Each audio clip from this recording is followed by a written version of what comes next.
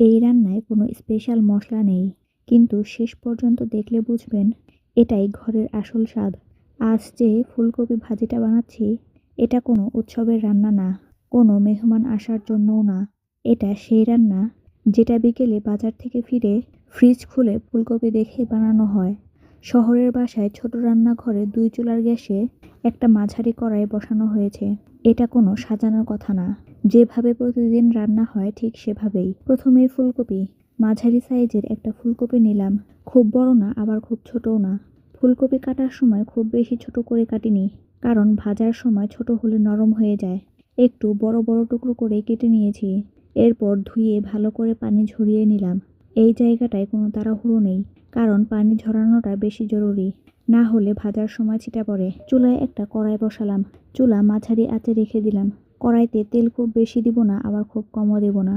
যতটা তেলে ফুলকপি হালকা ভাজা যাবে ঠিক ততটাই দেব। তেল গরম হলে কাঁচামরিচ এবং পেঁয়াজ দিয়ে দিলাম। এগুলো একটু ভাজা ভাজা করে এরপর দিয়ে দিলাম লবণ আর হলুদ। এই মিশ্রণটা খুব ভালো করে মিশিয়ে নিলাম। এরপর দিয়ে দিলাম কেটে রাখা ফুলকপিগুলো। হালকা নেড়ে দিলাম, কিন্তু ঢাকনা দিলাম না, কারণ ঢাকনা দিলে পানি ছাড়বে। আমি ভাজা চাই, কিন্তু সেদ্ধ না। ফুলকপিগুলো একটু রং ধরেছে, এখন আঁচ একটু কমালাম। এই সময়ে ধৈর্য দরকার। নেড়ে নেড়ে ভেজে নিলাম সবগুলো ফুলকপি।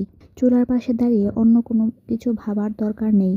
এই রান্নাটা চোখের সামনে থাকলেই হয়। এখন আর বেশি কিছু করব না, আর কোনো মশলা যোগ করব না। এই জায়গায় অনেকেই ভুল করে। মনে রাখতে হবে, বেশি মশলা দিলে ফুলকপি নিজের স্বাদ হারিয়ে ফেলে।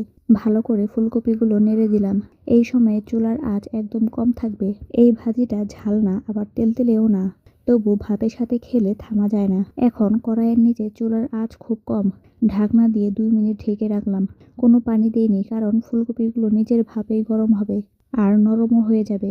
ঢাকনা খুলে দেখলাম কিছুক্ষণ পরে ফুলকপিগুলো নরম হয়ে গেছে, কিন্তু একদম ভাঙেনি। এটাই একদম ঠিক হয়েছে। এখন দিয়ে দিব ফুলকপির শেষ টাচ। চাইলে এই সময়ে আপনারা দিতে পারেন লম্বা করে কাটা ২টা কাঁচামরিচ চেরা, সামান্য একটু পেঁয়াজ কুচি আর ১ চামচ সরিষার তেল। কিন্তু আমি এই মুহূর্তে কিছুই দেইনি, কারণ না দিলেও চলে। কিন্তু আপনি যদি দিয়ে থাকেন তাহলে একটু আলাদা গন্ধ পাবেন। এবারে লাস্ট পর্যায়ে একবার নেড়ে চুলা বন্ধ করে দিয়েছি। এই ফুলকপি ভাজিটা করেছি গরম ভাতের সাথে খাওয়ার জন্য। ডাল থাকলে ভালো, না থাকলেও সমস্যা নেই।